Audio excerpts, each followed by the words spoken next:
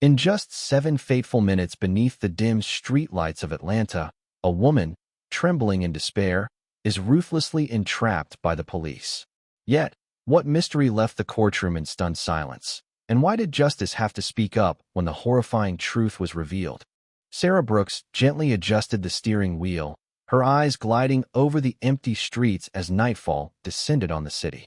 After a long day volunteering at the Children's Center, she was finally heading home, ready to sink into the familiar peace of her surroundings. Jazz music hummed softly from the radio, each note like a warm blanket wrapping around her after a long, exhausting day. She smiled faintly, tapping her fingers in rhythm with the tune on the steering wheel. The kids at the center had had a great day. She could feel it in their eager eyes and the peals of laughter that rang out from them. The car cruised through the quiet streets, the streetlights casting reflections of the rainwater still puddled on the road, shimmering like fallen stars.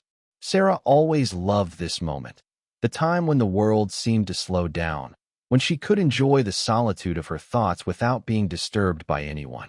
She cracked the window slightly, letting the cool night breeze filter in, carrying with it the soft scent of rain mixed with the damp smell of asphalt. But then, in the midst of this peaceful space, an unsettling feeling suddenly crept into her mind. It was hard to pinpoint where it had come from, but it was there. Something was off. She couldn't exactly place what had changed, but the air felt heavier, as if an unseen shadow was watching her from afar. She furrowed her brow and glanced in the rearview mirror, but all she saw was an empty road stretching behind her, the streetlights flickering in their steady rhythm. Her heart began to beat a little faster, but she tried to push away the irrational sense of unease. Maybe it was just the exhaustion from a long day.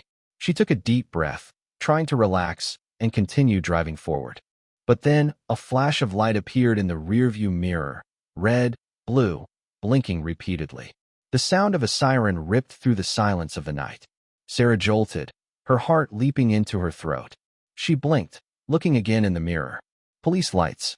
A patrol car was tailing her, its lights flashing brightly like an undeniable signal. She froze for a moment. What had she done wrong? She checked the dashboard. No speed warnings, no flashing signal lights. She had stopped at the red light, hadn't exceeded the speed limit, and there was no reason to be pulled over. Yet the siren blared again, urging her to pull over. The unease within her intensified. This wasn't the first time she'd been pulled over, but there was something about this situation that felt different. Unlike the other times, this time she felt like she'd been followed for a long time, as if this wasn't some random event. Her grip on the steering wheel tightened, her hands cold despite the warmth inside the car. Slowly, she signaled, eased off the gas, and moved the car to the side of the road. Every movement was slow and careful, as if any small mistake could set everything on a much worse course. Her heart pounded in her chest. The jazz still played softly in the background, but now the soothing melodies only seemed to heighten her anxiety. Her peace had been shattered, and she had no idea what would happen next. The red and blue lights flashed incessantly in the rearview mirror, casting a harsh glow on Sarah's tense face. She struggled to steady her breathing, her hands still gripping the steering wheel as she waited. Everything seemed to stretch on endlessly, each second dragging by. Through the mirror, she saw the patrol car's door open, and a tall figure stepped out, the black shoes stomping firmly onto the wet pavement. The officer approached, his flashlight sweeping across the car before it settled on her face, forcing her to squint against the blinding light. A sense of discomfort spread through her as the harsh, disrespectful voice rang out, offering no courtesy or explanation. "Get out of the car." The command came as cold and sharp as a military order, devoid of any reasoning. Sarah swallowed hard, trying to remain calm. "Did I do something wrong, officer?" Her voice was gentle, not wanting to provoke him, but the officer didn't seem interested in explaining. "I said get out of the car," he emphasized, his tone filled with arrogance, the flashlight still fixed on her face as though she were a dangerous criminal. Sarah's grip tightened on the wheel. A part of her wanted to resist, but she knew she had no choice. Slowly, she unclipped her seat belt, careful not to make any sudden movements as she opened the door and stepped out. The cold night air enveloped her, but the true chill came from the officer's emotionless gaze. He was tall, broad-shouldered, and his perfectly fitting uniform gave him an air of oppressive authority. On the nameplate attached to his chest, she could read the name Nathan Pierce. It was an unfamiliar name, but his attitude was all too familiar, an abuse of power she had witnessed far too many times. Nathan took a step back, his icy eyes scanning her from head to toe. "Walk to the front of the car. Hands on the hood," he ordered, his voice dripping with impatience, as though he were irritated at having to deal with her. Sarah felt the heat of anger rise within her, being treated like a criminal when she had done nothing wrong. "Am I allowed to know why I'm being pulled over?" she asked, trying to keep her voice calm, but with a firmness that reflected her frustration. Nathan sneered, a mocking smile curling on his lips. "You want me to tell you why? Just do as I say, and you'll find out." Her chest heaved with anger, her breaths quickening. She wasn't someone who liked to provoke confrontation, but the officer's haughtiness made it nearly impossible to remain silent. Before she could say anything more, Nathan stepped back, signaling to another officer who had been standing near the patrol car. The second officer, thinner but just as cold, started walking toward her. The unease in Sarah's gut grew. She could feel something wasn't right, but there was nothing she could do to stop it. All she could do was stand still, brace herself, knowing this encounter was just beginning. Sarah stood still, her hands pressing against the cold hood of the car, her breath heavy as Officer Nathan Pierce kept the flashlight shining directly into her face, as though she were a dangerous criminal. She could hear the footsteps of the other officer, Ethan Gray, quietly approaching her. A shiver ran down her spine as she heard the sound of her car door opening, the sound of objects being disturbed, bags and boxes being rifled through violently. "What is he doing?" Sarah turned her head, her voice tinged with panic and anger. "I did not consent to him searching my car. This is a violation of my rights." But Nathan immediately shoved her shoulder, forcing her to face the hood again. "Stay still," he growled, showing no concern for her protest. Sarah bit her lip, her hands clenching into fists. She hadn't done anything wrong. She knew that, but clearly these men didn't care about the truth. Suddenly, a voice rang out from behind. "Found it." Ethan Gray's voice was full of smug satisfaction. Sarah spun around, her heart dropping into her stomach as she saw the officer holding up a small plastic bag containing a white powder. She froze, her eyes widening in horror. No, that's not mine." Her voice cracked in the air. "I've never seen it before. You're framing me." But no one paid attention to her protest. Nathan just gave Ethan a silent glance, a look of understanding passing between them, as if this was just another part of their usual routine. "Sarah Brooks, you're under arrest for possession of illegal substances," Nathan said, his voice devoid of emotion. Sarah shook her head violently, her breath quickening. "No, you can't do this. I don't have anything. You're breaking the law." But before she could say anything else, Nathan grabbed her wrists, pulling them behind her. The cold snap of handcuffs echoed in the still night air, the metal tightening around her wrists, causing a sharp pain. She struggled, trying to wrench her hands free, but Nathan only tightened his grip. "Don't resist," he warned, but his tone held no patience or persuasion, only a cold threat. Sarah felt helplessness rise in her chest. She had done everything by the book. She hadn't broken any laws. She just wanted to go home after a long day, but now she was being wrongfully arrested, framed blatantly, and no one was there to stand up for her. Her heart burned with anger, but the more she screamed, the more she tried to prove her innocence, the more her words seemed to fall on deaf ears, drowned out by the absolute power of those who were imposing a crime upon her. The patrol car door swung open. Ethan pushed her toward it, forcing her to duck her head as she was shoved into the back seat. When the door slammed shut behind her, Sarah felt like her whole world had been buried. Through the glass, she saw Nathan and Ethan exchange looks, a faint smile appearing on their faces. She wanted to scream, to bang on the window, to escape this nightmare, but she knew that tonight, no one would listen to her. Sarah huddled on the cold, uncomfortable bench in the dimly lit cell, her arms wrapped tightly around her body, as if trying to protect herself from the invisible chill that seeped through her thin clothes. The harsh fluorescent lights overhead flickered intermittently, casting an eerie, pale glow that made the shadows dance on the gray concrete walls. The smell of disinfectant was overpowering, mixing with the staleness of the air and the damp, musty scent of mildew that clung to the old, cracked tiles. It made her stomach churn, a feeling of nausea rising as she tried to focus on anything but the overwhelming scent. The silence in the cell was stifling. The only sounds that pierced through the stillness were the low hum of the ancient ventilation system, which seemed to struggle in its attempts to circulate air, and the incessant metallic clink of the handcuffs that bit into her wrists every time she moved. She could feel the tightness of them, the cold, unforgiving metal rubbing against her skin with each shift of her body. Every movement, no matter how small, reminded her that she was trapped, her freedom snatched away in an instant. It felt like a cruel joke, one she couldn't comprehend. Just an hour ago, she was on her way home, mindlessly driving through the quiet streets, exhausted from the day's work, but feeling at peace with herself. She had been completely unaware of the storm that was about to engulf her. Now, she was sitting here in a small, sterile cell, treated as if she were a dangerous criminal, when she knew deep down that she hadn't done anything wrong. She had tried to explain, her voice shaking as she shouted her innocence, but no one had listened. They all turned their backs on her, their eyes cold and unfeeling, as though she was just another face in the endless parade of people who found themselves behind bars. To them, she was nothing more than a statistic, a part of a system that chewed up and spit out those it deemed insignificant. Sarah felt as though the walls were closing in around her, the weight of the injustice pressing down on her chest. The absurdity of the situation seemed almost suffocating. How had everything gone so wrong? Why had they treated her this way? The more she thought about it, the more the anger and frustration bubbled up inside her. But there was no one to scream at, no one to turn to. She was completely alone in the small, cold room.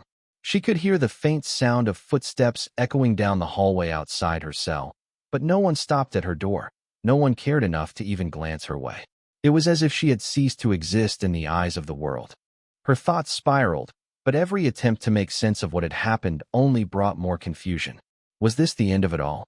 Would she spend the rest of her life trapped in a nightmare, fighting against a system that refused to see her as anything but a criminal?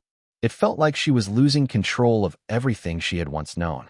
The world she had lived in, a world where her actions mattered, where she was free, seemed so far out of reach now, like a distant dream that was slipping away with every passing minute. She wanted to believe that someone would realize the mistake, that the truth would come to light. She wanted to believe that a phone call, an explanation, a witness would come forward, and everything would be set right. But the longer she sat in that tiny cell, the more the cold truth settled in. The fear began to creep in as she realized how alone she truly was. There was no one coming to save her. No one outside knew what had happened. No one would ever know the truth of what had transpired here. The minutes stretched into hours, each second feeling like an eternity. The once familiar sounds of the world outside, the hum of traffic, the chatter of people, the simple rhythm of her life seemed like memories from another lifetime.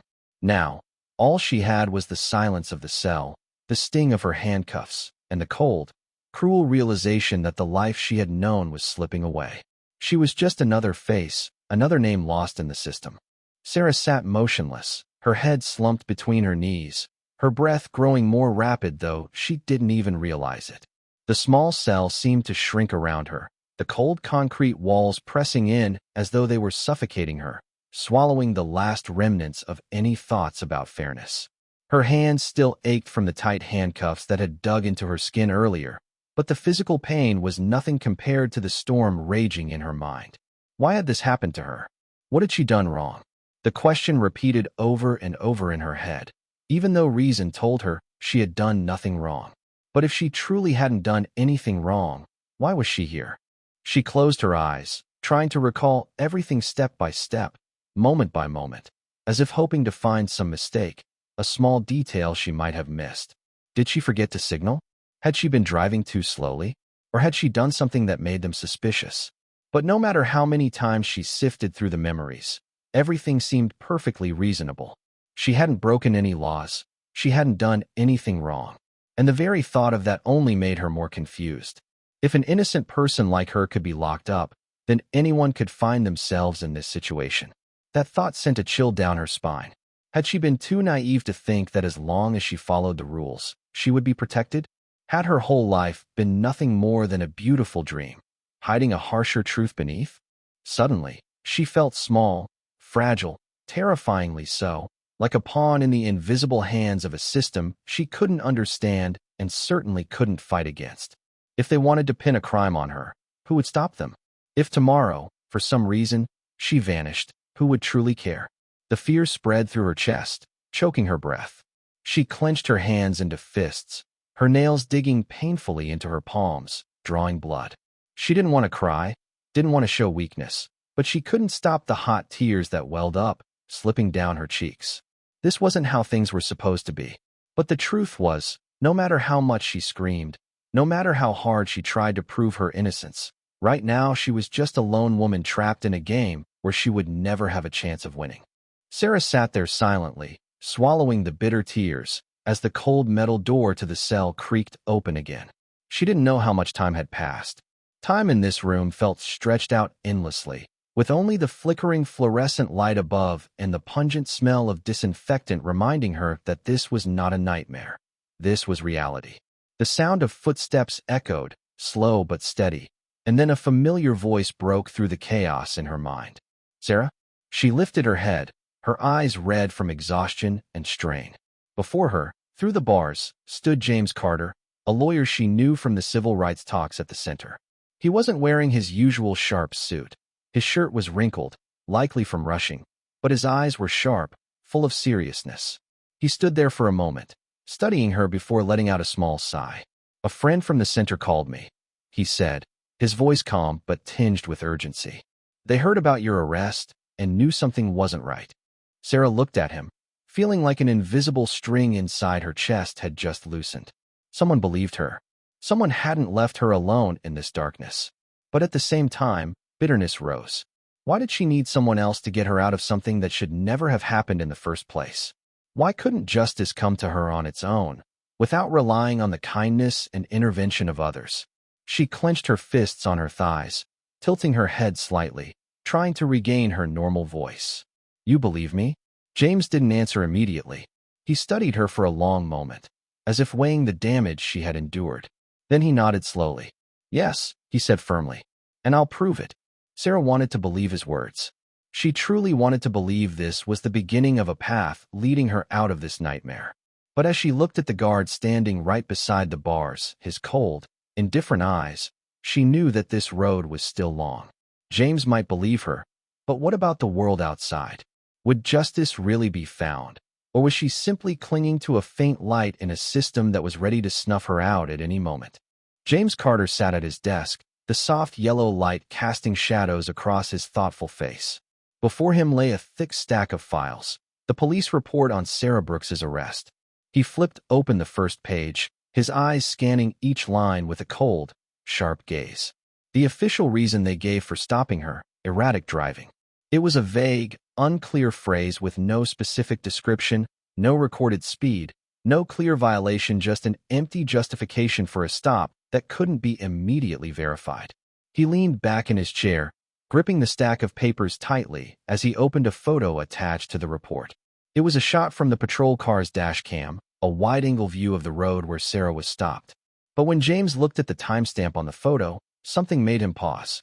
There was no sign of erratic driving.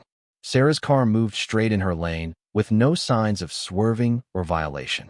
No other vehicles were around her, and no flashing lights indicated she had been detected for doing something wrong.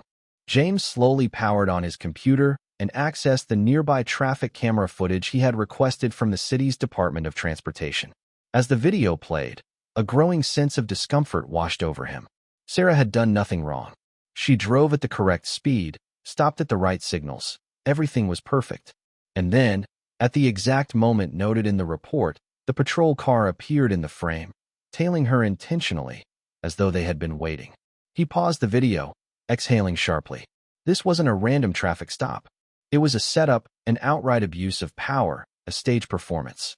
His jaw clenched, his eyes darkening as he flipped to the next section of the report. White powder found in glove compartment. No witnesses. No fingerprints from Sarah. Just the word of 2 officers against hers. And now James knew their testimony was as suspicious as the reason they had stopped her in the first place. Fury boiled within him. Sarah wasn't just falsely accused. She had been targeted, turned into a pawn in a dirty game. The only question left was why. Who was behind this, and what were they trying to hide? James Carter typed quickly on the keyboard, his eyes fixed on the screen as a series of internal files appeared before him. He had faced corrupt officers before, but when he entered the name Nathan Pierce into the database, a shiver crawled down his spine. What came up made his skin crawl. The file of this officer wasn't just tainted by one or two blemishes. It was a long list of complaints about excessive force, racial profiling, and even framing evidence. All of these complaints had been dismissed or buried in obscurity. The victims, mostly black, had tried to fight back, but no one had ever achieved justice. He had been suspended 3 times, yet each time he returned to duty as if nothing had happened. James clenched his teeth, his fist tightening as he looked at a particularly disturbing record. 2 years ago, a young black man named Elijah Thompson was arrested for drug possession, but video evidence later showed that Nathan Pierce had planted a bag of white powder in his car. Before the case could go to trial, the charges were dismissed due to lack of evidence, and Elijah, though innocent, had his reputation destroyed. His family sued the police, but the local government silenced the case. James shut the laptop with a heavy sigh and turned to face Sarah, who sat motionless in the chair across from him. She had remained silent while he searched for information, but when he began reading aloud about Nathan Pierce's past, her face turned ashen. "Sarah," James began, his voice low, "he didn't just stop your car for no reason. He's a predator, and you're not the first one he's framed." Sarah clenched her hands tightly on her thighs, her nails digging deep into her skin. The room seemed to spin around her. Each word James spoke pierced her mind like daggers, pulling her into a brutal reality she didn't want to face. "You mean, he's done this before, and he's still getting away with it?" James nodded, his anger reflected in his eyes. "And the system has protected him every time." A cold shiver ran down Sarah's spine. She felt as though she had just been thrown into an endless abyss where justice was nothing but a farce. If Nathan Pierce could do this repeatedly without punishment, how many others like her had been destroyed? And more importantly, if he was bold enough to do this to her, what would stop him from going further, doing something even worse? Sarah looked at James, her eyes filled with confusion, but also with a determination she didn't even know she had. "So what do we do?" James tightened his jaw, his gaze sharp and unwavering. "We take him down." Sarah clenched her fists, her gaze fixed on the worn wooden floor beneath her feet. In her mind, everything spun like a violent storm. The files on Nathan Pierce, the victims before her, the horrifying truth James had just laid bare. She felt like prey being hunted, not just by an individual, but by an entire system that had shielded people like him. James stood up, walking towards her with eyes cold, yet full of resolve. "Sarah, I won't let this end like this. We're going to fight. I'll take this case to court, and I won't stop until they are held accountable." His voice was firm, strong, like a vow he could not break. But Sarah couldn't easily trust those words. She looked up, her eyes filled with concern. "You don't understand, James." She shook her head, her voice soft but heavy with fear. "They're not just some corrupt cops. They have an entire system behind them. If we go up against them, they won't just let you be. And I don't know if I can handle that." James fell silent for a moment, then sat down in front of her, his eyes softening but still shining with unwavering determination. "Sarah, I know this is terrifying. I know you're worried about what could happen. But if we do nothing, he'll keep doing this to others. How many more people will be framed? How many lives will be ruined?" Sarah swallowed hard, her chest tightening as if someone was squeezing the breath out of her. She knew James was right, but the fear still gripped her like an unshakable shadow. She had seen what happened to those who dared to stand against the system. They were silenced, threatened, sometimes worse. If she agreed to fight, would she become the next victim? James placed his hand on the table, leaning toward her. "You're not alone, Sarah. I'll be here. I'll fight alongside you. But you have to believe that we can make a difference." Sarah closed her eyes, taking a deep breath. The fear was still there, but now, alongside it, there was something else, a spark of resistance. She didn't want to become just another statistic, another name lost to fear. She wouldn't let fear control her life. She opened her eyes and looked directly at James. For the first time since everything began, her voice steadier. "I'm afraid," she admitted, "but I'm more afraid of letting them continue doing this to someone else." James nodded gently, his eyes lighting up with the resilience he had hoped for from her. "Then we fight." The room fell silent, but it was no longer the silence of despair. It was the silence before a storm, before the real battle would begin. The room was silent, but it was no longer the silence of despair. This was the silence before a storm, the stillness before the moment everything would change. James sat still, staring intently at the laptop screen, his fingers gripping the mouse tightly as he opened the video file he had just received from the subpoenaed evidence. On the screen, the familiar red and blue lights flashed, casting their glow onto the wet road. The patrol car had pulled up directly behind Sarah's car. The faint hum of the body camera's audio filled the air, interspersed with the crackling voices of the officers through their radio, muttering to each other. "Here it is. Her car." Nathan Pierce's voice echoed through the speakers, his tone dripping with disdain. "A good night to clean up the streets." Sarah felt a chill creep through her, her stomach tightening as his voice filled the room. Each word coming from the screen twisted her insides. James didn't speak, but she could see the tension in his body, the way his knuckles turned white as he clenched his fists in silent fury. He rewound the video, playing it in slow motion now, his eyes sharp and focused. The next scene played out. Ethan Gray approached Sarah's car, opening the door with practiced ease. He began to search the vehicle quickly, moving from one compartment to the next. But it wasn't the search that made James freeze. No, it was the moment. The moment when Ethan bent down, his hand sliding into his own jacket pocket. He pulled out a small plastic bag, the same one that had been discovered in Sarah's glove compartment, and carefully, deliberately placed it inside the compartment, as if it were the most routine action in the world. Sarah's breath caught in her throat, her eyes wide with disbelief. James's face twisted in fury, his jaw tightening as he exhaled, trying to calm the anger rising in him. He hit rewind again, this time slower, every second etched into his mind. There was no doubt. Ethan Gray had planted the evidence. He had framed Sarah with no remorse, no hesitation. The act was clean, calculated, and without a shred of doubt. Seconds later, Ethan straightened up, his face smug as he declared, "I've found it." The words rang in Sarah's ears like a slap, a cruel mockery. He spoke as though he were the one who had discovered something, as though he hadn't just fabricated the entire situation. His words weren't just a statement. They were an accusation, a weight of guilt he was trying to project onto her. The look in his eyes as he turned to Nathan, the shared, knowing glance they exchanged, made her stomach churn. It was all a setup. They were in it together, conspiring to ruin her. James slammed the laptop shut, the heavy sound echoing in the quiet room. His eyes were dark, seething with rage. His voice, when it came, was low and dangerous. They picked the wrong person to frame. Sarah's heart pounded in her chest as she looked at him, her mind racing. The gravity of what they were up against started to settle in. Fear still lingered, yes, but it was different now. It was no longer paralyzing, no longer the kind of fear that kept her locked in place. It had transformed into something sharper, more potent.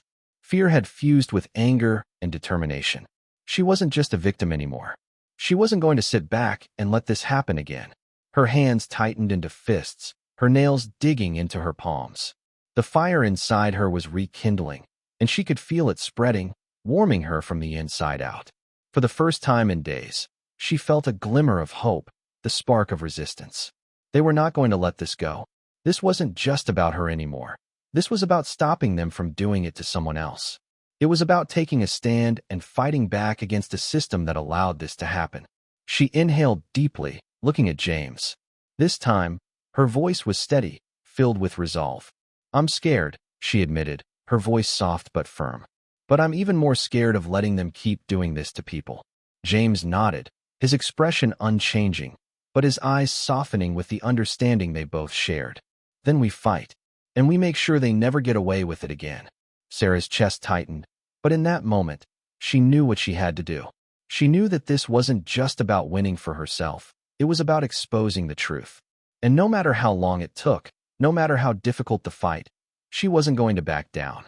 This was just the beginning, and they would make sure that Nathan Pierce and anyone like him would never hurt anyone else again. Sarah stared at the laptop that James had just slammed shut, her breath heavy, but not from fear, rather from overwhelming disbelief. She had thought that finding the proof of her innocence would bring relief, but instead, a deeper unease had settled in. The video not only confirmed that she had been framed, but it also exposed the truth about how this system operated. But along with it came a question she wasn't ready to answer. Did she really want to make it public? James leaned forward, his gaze sharp but patient. Sarah, this is your chance to not only prove your innocence, but also to expose those who did this to you. If we release this video, it could change the entire case. The public will be on your side. Sarah clenched her hands together, feeling the coldness in her fingertips. The public? She scoffed bitterly, not a smile but a grimace. You mean the people who will see me as just a victim? Or those who will say I made it all up, that I'm just trying to get attention? James remained silent for a moment, but his eyes didn't waver. He understood her fear. Her fears weren't irrational. Cases like this, once exposed to the media, always attracted scrutiny and judgment from those who didn't care to know the truth, but simply wanted to make their voices heard. I won't lie to you, Sarah, he said slowly. If we do this, there will be people who won't believe you. There will be those who try to discredit your story, who will do everything they can to protect the system. But do you have any other choice? She bit her lip, her eyes drifting to the floor. Do I have another choice? She could stay silent, keep everything within the confines of the courtroom, and wait for the system to correct its own mistakes. But what assurance did she have that the system would ever stand on her side? How many people before her had presented clear evidence only to be trampled, smeared, forgotten? She could remain silent, but that would mean people like Nathan Pierce and Ethan Gray would continue to do this to others. But if she spoke out, if the video was made public, there would be no going back. Her name would be in the headlines, her face scrutinized, her private life dragged into the public eye. I just wanted to go home and continue my life like before. But could that ever be possible again? She looked up at James. He was still waiting, not pressing her, but his silence felt like an unspoken question. Are you ready to fight? She took a deep breath, feeling the weight of the room pressing down on her shoulders. If I say yes, there's no turning back, is there? James nodded slightly, his voice deepening. No, but the truth will no longer be buried. Sarah closed her eyes for a moment, allowing herself to feel the fear, the injustice, and the boiling anger rising in her chest. When she opened her eyes again, her voice was steady, no longer trembling. Do it. James looked at her, his gaze filled with respect. I'll handle the rest. She nodded, but as her gaze flickered to the laptop still sitting on the desk, part of her couldn't help but wonder. Why do I have to sacrifice my privacy just to prove I'm innocent? Why can't justice come fairly, without requiring such sacrifices? The first trial had begun, and the atmosphere in the courtroom was thick with tension, almost suffocating. Sarah sat still, her hands tightly clasped together on the table, her gaze fixed ahead as prosecutor Sandra Lewis stepped up to the podium. She was dressed in a dark suit, her demeanor calm and composed. Each step she took echoed in the quiet space of the courtroom. Her face showed no sign of emotion, just the cold, practiced expression of someone used to manipulating the truth to achieve her goals. As the prosecutor opened her file, she cleared her throat and began with a sharp, decisive tone. Ladies and gentlemen of the jury, we are here today to try a case involving an individual who was found with illegal substances in her vehicle. But don't let the defendant's appearance fool you. Sarah Brooks may be a teacher, a volunteer, but that does not mean she is innocent. Sarah's body stiffened. She looked around the courtroom and saw some of the jurors frowning slightly. They were listening to the prosecutor, letting her guide them with blatant lies. Sarah opened her mouth, about to object, but James placed his hand lightly on hers, a silent reminder that now was not the time to let emotions take over. Sandra continued, her eyes sweeping across the jury, planting seeds of doubt. That night, the police discovered a bag of white powder in the defendant's glove compartment. She claims to be innocent, that she had no knowledge of the substances. But ask yourselves, if someone truly had no connection to drugs, why would it be found in their car? Could she be nothing more than a liar trying to cover up the truth? A surge of anger rose within Sarah. She knew it was the police who had planted that bag in her car, but Sandra Lewis was trying to make her out to be a criminal in front of the entire courtroom.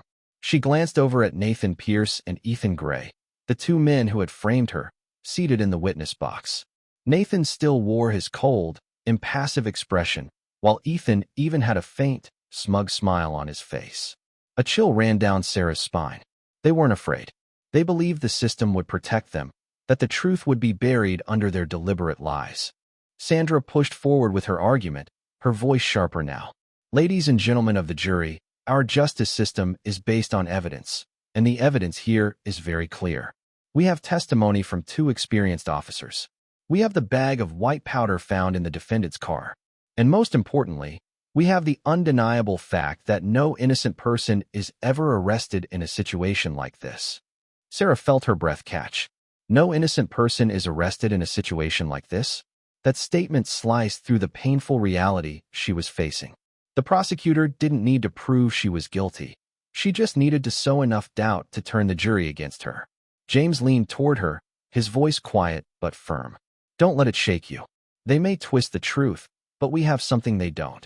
Sarah nodded slightly, her heart heavy. The prosecutor had done her job. She had painted a distorted picture of Sarah for the jury. All Sarah could do now was hope that when it was James's turn, he could turn the tide before everything went too far. The atmosphere in the courtroom was heavy after the prosecutor's speech. Sarah felt as though she had been thrown into an abyss, torn apart by the blatant lies that Sandra Lewis had used to manipulate the jury. She could see that some of the jurors were starting to waver, their eyes beginning to show signs of doubt. The prosecutor had done her job perfectly. She didn't need to prove Sarah's guilt. She just needed to sow enough suspicion to make the jury turn against her. But James remained calm. He stood up slowly, walking to the center of the room, his eyes scanning the jury before turning to face the judge. "Your Honor," he said, his voice deep but confident. "The prosecution has painted my client as a dangerous criminal based on the testimony of two police officers and evidence that lacks any fingerprints from her. But today, I bring something they don't have, the truth." He turned toward the large screen in the middle of the courtroom, where a court staff member was ready to play the video from Ethan Gray's body camera.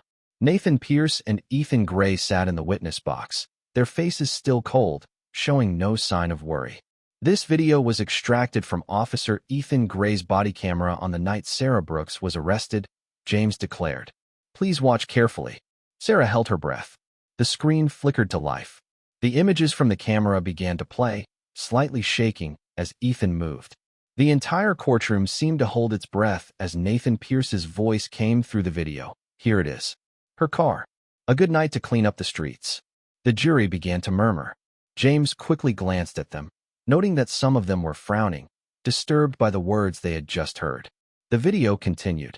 The camera recorded the moment Sarah stepped out of the car, her voice rising in confusion, yet still trying to stay calm. "Did I do something wrong?" Then, the crucial moment appeared. Ethan Gray bent down toward the glove compartment of Sarah's car. But just before he opened it, a small but clear motion. He pulled a small bag of white powder from his jacket pocket and secretly placed it inside the compartment. The entire courtroom seemed to freeze. Sarah could hear a sharp intake of breath from one of the jurors. A few others leaned back in their chairs, their hands covering their mouths in shock. But what caught Sarah's attention most was the change in Nathan and Ethan's expressions. Ethan Gray went pale. He fidgeted in his seat, his eyes quickly darting toward the prosecutor, Sandra Lewis, as if hoping she would intervene. But she couldn't. The truth was too clear. Nathan Pierce, who had maintained his icy demeanor since the trial began, now stiffened, his jaw clenched, but he couldn't hide the flicker of panic. On the screen, Ethan's voice echoed, almost rehearsed. "Found it." The screen went black. A heavy silence enveloped the courtroom. Then James spoke, his voice sharp as a knife. "Found it? Or did you place it there?" Prosecutor Sandra Lewis sprang to her feet, but no words came from her mouth. Judge Evelyn Marshall leaned back in her chair, her eyes thoughtful but filled with a hint of anger. She knew exactly what she had just witnessed, a shocking scandal unfolding before her eyes. Sarah looked around, trying to contain the tremor in her body. She should feel relieved. The truth had been exposed. She had clear evidence to prove her innocence. But when she saw how Nathan and Ethan were still sitting there, not handcuffed, not stripped of their badges, a surge of outrage filled her. How long could justice be delayed? How many people had suffered before this truth was finally revealed? Sarah clenched her fists. She knew this battle wasn't over. It would never end this easily. Sarah stood still in the courtroom, her heart pounding so loudly she could hear each beat echoing in her chest. Her breath was shallow, her hands tightly clasped together on the table, trying to control the tremors coursing through her. The jury had left for deliberation over an hour ago, and now the moment of truth had arrived. The room was heavy with silence as the jury foreperson, a middle-aged man with graying hair, stood holding a piece of paper in his hands. Sarah felt every nerve in her body stretch to the breaking point. Judge Evelyn Marshall turned her gaze to the jury, nodding for them to proceed. Has the jury reached a verdict? The man cleared his throat, then spoke in a steady, decisive voice. Yes, Your Honor. He opened the paper, his eyes scanning the lines before he looked up. In the case of the state versus Sarah Brooks, the jury finds the defendant not guilty. Sarah blinked. Did she hear that right? The courtroom erupted in a wave of emotions. Some people exhaled in relief, while others leaned toward each other, whispering. In the back row, Sarah's friends from the volunteer center embraced one another, some shedding tears of joy and disbelief. Sarah remained frozen. 1 second, 2 seconds, then everything seemed to collapse around her. She sobbed uncontrollably, the full weight of everything she had endured breaking loose in a flood of emotion. The sobs racked her body, tears streaming down her face, and she couldn't stop them. James placed a gentle hand on her back, his gaze soft but tinged with exhaustion. It's over, Sarah, he said quietly. You've won. But had she truly won? She had sat in jail like a criminal. She had been treated as a liar. She had faced the terrifying possibility that her life might be destroyed just because 2 uniformed officers decided she would be their next target. And even now, despite the truth being laid bare, despite the jury declaring her innocent, they the ones who had done this to her were still sitting there, untouched, with no consequences. She wiped her tears quickly, but her gaze was haunted. The memories of the night she was arrested, the flashing fluorescent lights in the holding cell, the mocking laughter of Ethan Gray as he planted the white powder in her car, those memories were still fresh, deeply etched into her mind. She looked over at Nathan Pierce and Ethan Gray. They were pale, but they weren't handcuffed. Sarah realized justice wasn't truly complete. She had been freed, but how many others would never have this moment? How many had been crushed by a system that no one stood up for? How many had suffered without anyone fighting for them? James sensed the turmoil in her eyes. He leaned toward her, his voice steady, resolute. We're not done, Sarah. She took a deep breath, forcing herself to stand tall, to be strong. She had won one battle, but the war was far from over. Sarah sat on the wooden chair by the window, the dim light of the evening sun casting long shadows across her small apartment. Her phone lay on the table, its screen lighting up with an anonymous message. She stared at it, a cold shiver running down her spine. You think you can bring us down? This isn't over, you little rat. Her hands clenched into fists as she struggled to remain calm, but her breath was growing erratic. Since the trial had ended, Nathan Pierce and Ethan Gray had been placed on administrative leave pending an internal investigation. But that didn't mean they had accepted defeat. They were still out there, still held some power, and now they were finding ways to take out their anger on her. This wasn't the first message she had received. There had been at least 3 anonymous threats over the past 2 days. No phone numbers, no trace, but she knew exactly who was behind these words. James had warned her that there might be retaliation, but even with that warning, she couldn't shake the fear. Once again, she felt like she was caught in an invisible trap. Though she had won in court, she still wasn't truly free. She looked out the window, where the empty street below was bathed in the soft orange glow of the setting sun. Were they watching her right now? She shivered as she remembered Nathan and Ethan in the courtroom that day, pale, silent, but their eyes still full of hatred. They were used to abusing power without facing consequences, and this time, when their plan had failed, they wouldn't accept defeat that easily. She knew she couldn't just ignore these messages, but she also knew that if she gave into the fear, if she took a step back, they would win again. Her phone buzzed again. Another message. You can't hide forever, Brooks. Sarah took a deep breath, pushing the fear aside. She couldn't run. She wouldn't run. If they wanted to threaten her, they would have to pay the price for it. She reached out, picked up her phone, and dialed James. "We need to talk." "They're not stopping." James's voice was calm, but no less resolute. "I figured as much. Don't worry, Sarah. This time, it's our turn to strike back." Sarah sat in the small conference room at James's law office, the overhead light casting a muted glow on the faces of the people gathered there. In front of her were 4 others, each carrying the weight of pain and fury in their eyes. They were all victims of Nathan Pierce, people whose lives had been destroyed by his abuse of power. Elijah Thompson, a middle-aged man who had been framed 2 years ago but had no evidence to protect himself. Linda Martinez, a young woman who had been assaulted by Nathan after she refused to let him search her car without a warrant. 2 others, a student and a delivery driver, shared similar stories, stopped for no reason, threatened, and in some cases, framed. James looked around the room, his voice steady but resolute. "We have the opportunity to change this. If all of you stand together, we can not only bring Pierce and Gray to justice, but we can expose how the system has protected people like him." Sarah looked at the faces around her, seeing the pain in their eyes reflected in her own. She wasn't alone in this fight. They had all lost so much: honor, careers, even freedom, just because people like Nathan Pierce thought they could do whatever they wanted without consequences. She took a deep breath and looked at James. "We have to do this." He nodded, but Sarah knew their resolve didn't mean the battle would be easy. As their story began to spread, the media quickly got involved. Major newspapers covered the scandal, and social media exploded with hashtags demanding justice. But not everyone was on their side. Some people called Sarah a troublemaker, claiming she was just seeking attention, that the lawsuit was nothing more than a political game. Bitter comments flooded online, with voices casting doubt on whether she was truly innocent, suggesting that maybe the police had a reason for their actions. She had expected this, but facing the wave of criticism, she still felt like she was drowning in an unrelenting storm. Sarah slammed her phone down on the table, her chest tightening. Why is it that when a victim speaks out, they become the one interrogated? Why is the public not angry at the ones who destroyed my life, but instead question me? She looked at James, her eyes weary. Why don't they believe me? James leaned back in his chair, his gaze hard as steel. Because acknowledging the truth would force them to confront something even scarier. That the system they trust has been rotten for a long time. Sarah closed her eyes and took a deep breath. She knew what lay ahead would not be easy, but she also knew that now she wasn't just fighting for herself.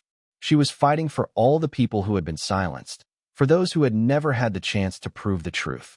Sarah sat in the large conference room at the law office, her eyes scanning the piles of documents, files, and evidence that had been gathered over the past few months.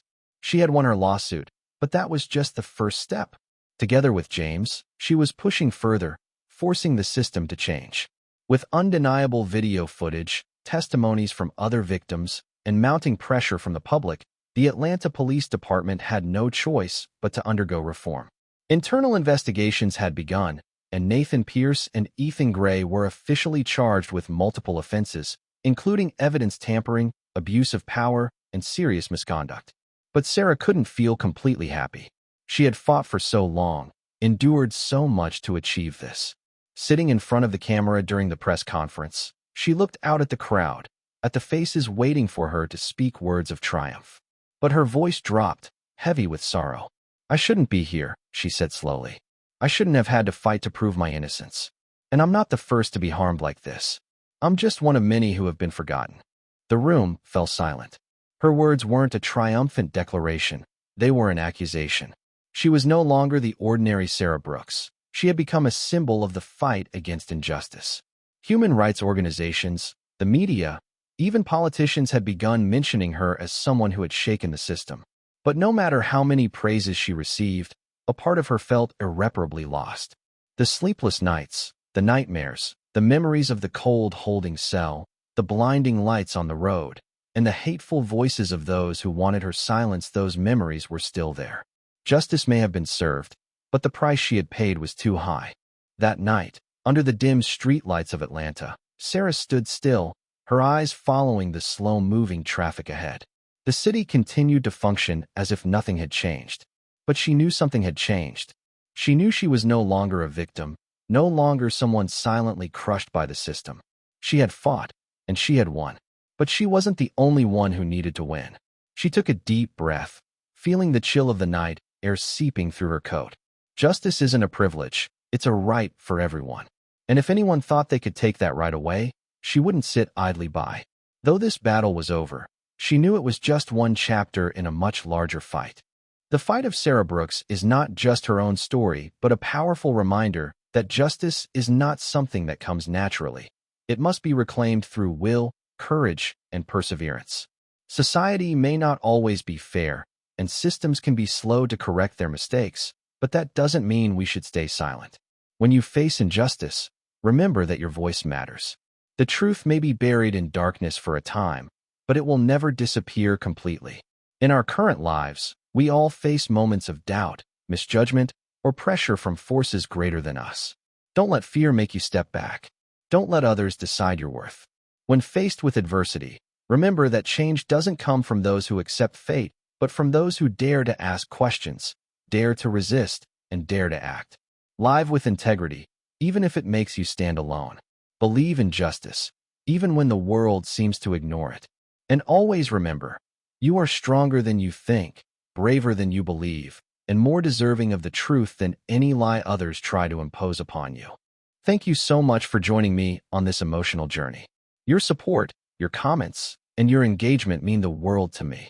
Every like, every share, every piece of feedback helps fuel this mission of shedding light on the truth, fighting for justice, and building a community where everyone's voice matters.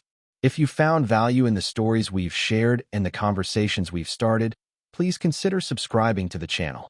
Your subscription not only helps this channel grow, but it also shows that these stories resonate and need to be heard. Together, we can make a difference, one story at a time. Thank you for being part of this journey.